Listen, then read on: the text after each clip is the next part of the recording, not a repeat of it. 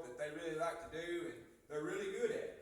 But is that furthering their relationship with God? Is it distancing yourself with God, or is it getting you closer with God? And a lot of times we have to ask ourselves that question leading into things. Work, relationships, jobs, anything that you've got, you need to ask the Lord if this is right for you. A lot of times in my life, I just wondered what's really important in life. Brother Bentley, would you take $2 million if I wanted to give it to you? You probably would, wouldn't you? You want that $2 million, wouldn't you? Now, if I give you a stipulation to say, I'm going to give you this $2 million, but you're going to die tonight, would you want that $2 million? No, sir, you wouldn't. So is your life worth $2 million today? It is not. Your life is way worth more than that. So if you wouldn't take $2 million for your life today, then you should live like it for God. You should go out and you should live this life to the best of your ability with God, walking hand in hand with God. Now, we have found time and time again when we try to leave God's side and try to go do things on our own, go try to get a job on our own, try to go get a relationship on our own, go try to do anything on our own, we will fall flat on our face every single time. Every time I have tried to do something on my own, I fell flat on my face. It may be rewards of the world that come with it, but rewards of God is what you're looking for. Them jewels that you can lay up in heaven one day after a while that you're going to carry with you. That's what you need to be trying to focus on and try to worry about here. We worry about ball games, we worry about this or that. You know, we'll go out here and we'll yell at a ball game, we'll scream, and we'll scream at the top of our lungs for our team. And I've told you this many times. But will you do that for the Lord? Will you stand up on church Sunday, in the church house on Sunday, when the Lord gets in you and you feel it, and He tells you to do something? Will you have that same boldness that you had at a ball game on Friday night? A lot of us don't. A lot of us want to go and cheer for a team, but we won't cheer for God's team.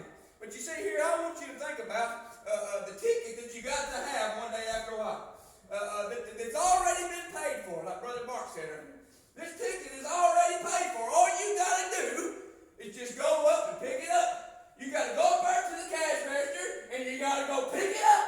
But a lot of us nowadays won't even got enough about us to go up there and pick it up.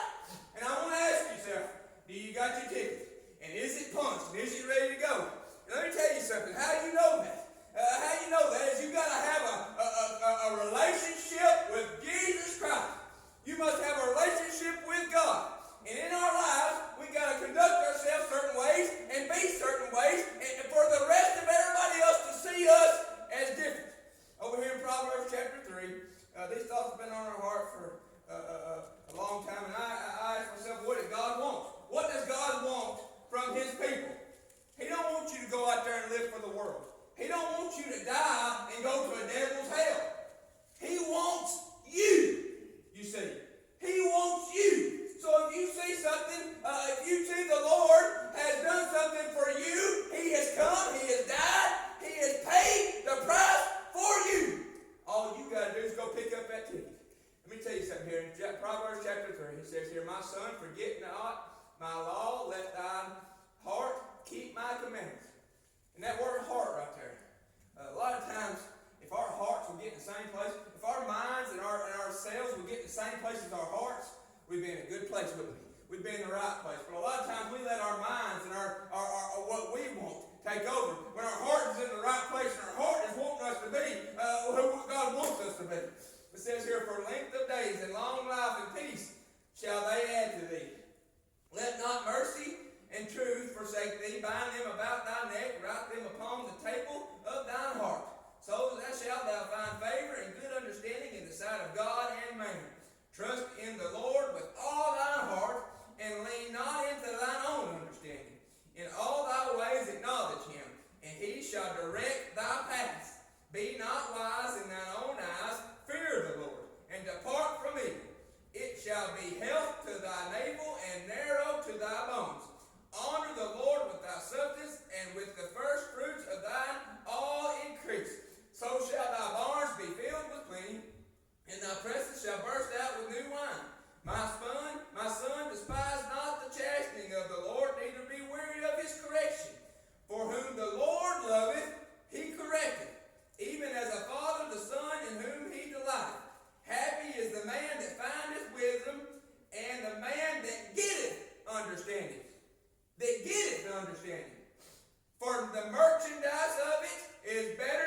merchandise of silver, and the grain thereof than fine and gold.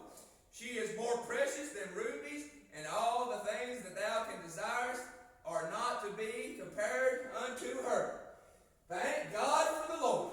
Thank God that we got a comforter that we can lean on. Thank God that we got something right here that we can learn and we can do and we can follow these instructions. And peace and happiness and long life and all these blessings that come from the Lord will come after these things here. And what the world don't understand is if love and church members and one towards another, love towards another, if we would do that more often, we would see the world in a better place. What does God want for us? He wants us to love one another. He wants us to love Him. He wants us to have a righteous heart. He wants us to have faith, obedience towards Him. And you know what? He don't want you to be of the devil.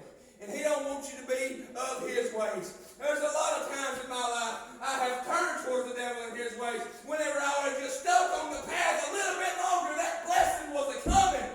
But old Tyler, he just tried to go get it himself. But you just sit there and you listen to these words that the Lord said. And so that the barns shall be filled with plenty. You will have plenty if you'll just trust in the Lord. You'll have all you ever want. A lot of times we spend so much effort, so much time trying to better ourselves and our status in the world, when all we got to do is better our status with the Lord, and those blessings will come. And happiness and long life. And you know what? A lot of times, bad things does happen. You know what? But we got the Lord to lean on during those times.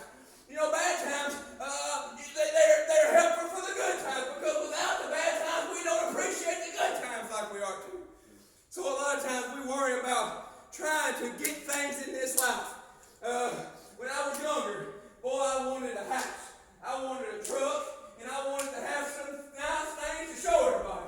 But you see, after I got that truck I'd always been wanting. I had wanted a GMC Denali my whole entire life. I just could not wait, and I thought that would make me so happy if I just had that truck. But you see, I got that truck, and I still felt the same way. I still felt that emptiness inside of me. You know, that something else, that I wanted something else. But you see here, if you'll find the Lord, you won't never want nothing else. You won't never need nothing else. You know, once you find that salvation, you'll never need anything else. You'll never want anything else. And what you'll want to do then is to tell people about it, for them to have it after that. But you see there, but we worry about the merchandise that we can have in this world. For merchandise of it, and it is better than silver and gold there, you see. And you think about what he told us over here, I believe it is in Matthew chapter 6, and this thought comes to my heart here. And I want you to listen here what it says. Lay up for yourselves, Matthew 6 and 19 right here. Lay up for yourselves, lay not up for yourselves treasures upon earth, where moth and rust do corrupt, and where thieves break through and steal. But lay up yourselves treasures in heaven, where neither moth nor rust corrupt, where thieves nor break through nor steal. For where your treasure is, there will your heart be also. There's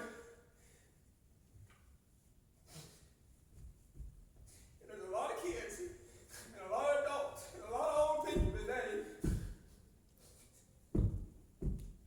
that put that faith in the world and put that faith in treasures on this earth. But you see their treasures are going to be just like they are one day. After a while, they're going to be burned up.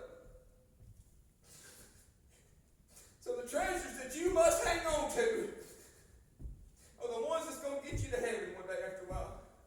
The things that you can do for God. The times whenever you see somebody struggling and you put a hand out and say, here, can I help you? That's through God. That's love right there, church. And let me tell you something. That comes through salvation of Jesus Christ. Having that love inside of you. You can be a good person. You can have love and you can have things. But you'll never have the love of Jesus Christ until He enters your heart. And I can promise you that. Oh, I can tell you here this morning, I love every one of y'all children here. I love y'all kids. And I don't want to see y'all die one day after a while and wonder where you at. I want you to tell me before you close your eyes where you going. I want you to be able to go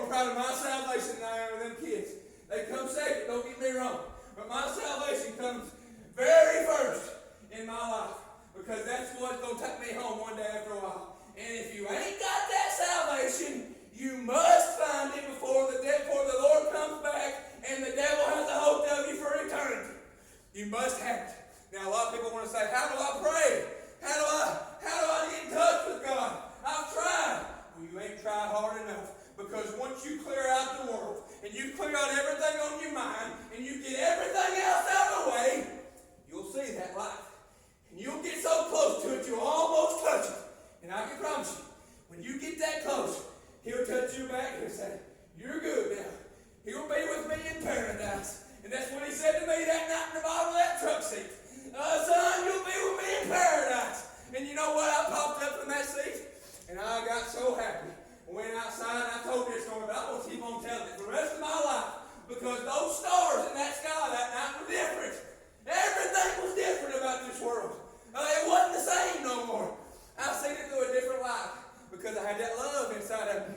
And as soon as I got it, I wanted to call somebody, and I wanted to tell them. But you know what? They didn't answer the phone, so I started questioning it right then. But you know what? I can always go back to that time and that place of that night in that truck that I felt that night. Because I've never had it before. And I feel it.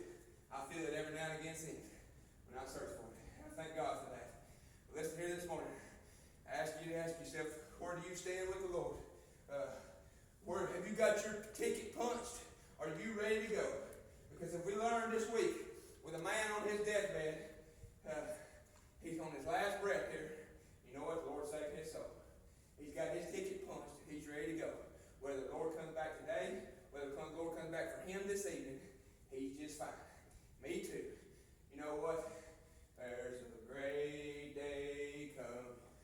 A great day coming. There's a great day coming by and by. You know what? I ain't worried about that day. But it's going to be a sad, sad day for the rest of those world who don't know Jesus. But you know what? It's going to be a great day for me. Because I get to meet my Lord. The one who done all that for me. I get to thank you for it. That's all I got. God bless y'all. Good song. Have a Christian.